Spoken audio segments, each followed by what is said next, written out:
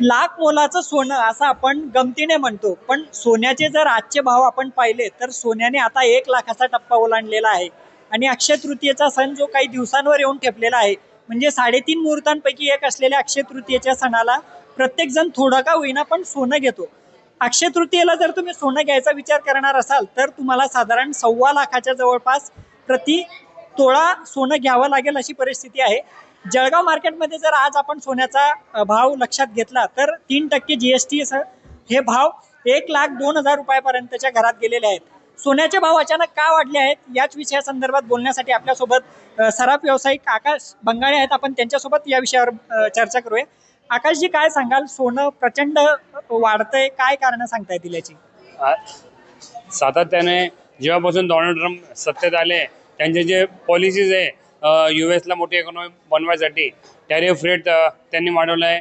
आणि या tariff रेटमुळे China आणि US मध्ये मोठा ट्रेड वॉर सुरू झालेला आहे. चायना उत्तर देते, US काही स्टेप्स घेते, मग एक दुसऱ्याला असं उत्तर देणं चालू आहे. काही स्टेप्स घेऊन काही पोर्ट फी इंट्रोड्यूस केली. नंतर चायनाने डॉलरला कंट्रोल करण्यासाठी सोन्यामध्ये गुंतवणूक सुरू केलेली आहे. चायनाने गोल्ड रिझर्व्ह जे आहे 3 महिन्यात जेवढे गोल्ड रिझर्व्ह त्यांनी घेतलेले आहे त्याच्यापेक्षा जास्त या 20 दिवसात त्यांनी घेतलेले आहे. म्हणून सोन्यामध्ये इन्व्हेस्टमेंट खूप वाढते.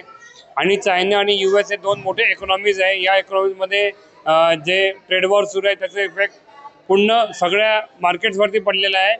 आणि सगळ्या मार्केटची इन्व्हेस्टमेंट्स ही मार्केटमधून निघून ही सोन्यामध्ये वळलेली आहे. त्याच्यामुळे सोन्याला इन्व्हेस्टमेंट खूप वाढलेली आहे. म्हणून आज सोन्याचे भाव सातत्याने वाढत आहे. आज 1,02,000 पर्यंत सोन्याचे भाव झालेले आहे. दादा, आपण गेल्या 24 तासाचा जर विचार केला तर 2,500 रुपयाने सोनं वाढलंय. चांदी देखील वाढते आहे. दोन्ही धातूंचे भाव जवळपास म्हणजे सर्वसामान्यांच्या आवाक्या बाहेर निघालेले आहेत. तर साधारण हे भाव अजून कुठपर्यंत वाढू शकतात? कधी स्टेबिलिटी या सगळ्या प्राइस मध्ये येऊ शकते का? आता जे भाव जे वाढलेले आता 24 तासात आपण बघितलं तर 2,500 रुपयाने सोन्याचे भाव वाढलेले आहे.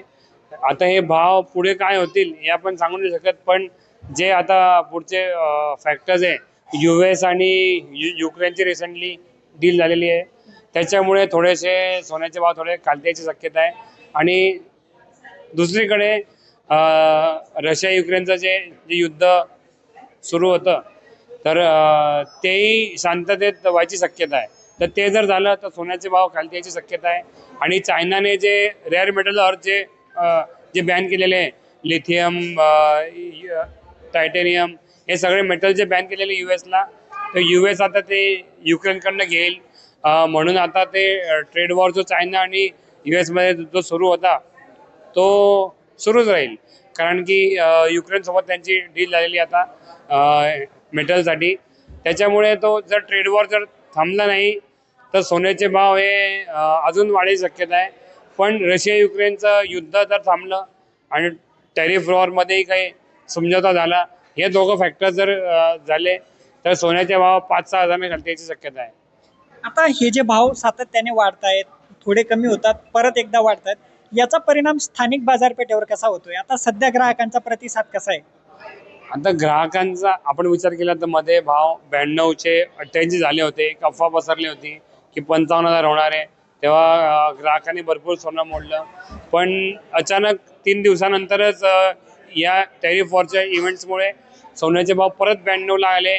आणि 92 पासून आज 99 पर्यंत हा जो जंप आहे हा 4 दिवसात हा जंप झालेला आहे. म्हणून ग्राहकांना सोनं घ्यायचा चान्सही भेटला नाही.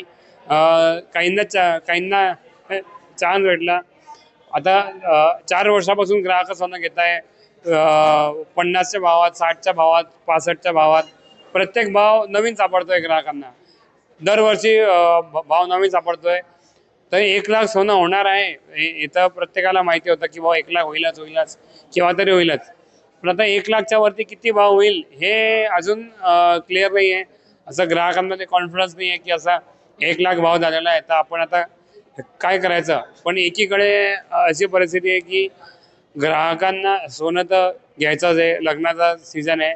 म्हणून भाव सोन्याची जी हिस्ट्री आहे, रिटर्न्सची हिस्ट्री आहे, त्यामुळे भावाचा विचार न करता ग्राहक सोनं घेत आहे. आता सध्या जळगाव मार्केटचा जर आपण विचार केला, आता लग्न सराई पण सुरू आहे.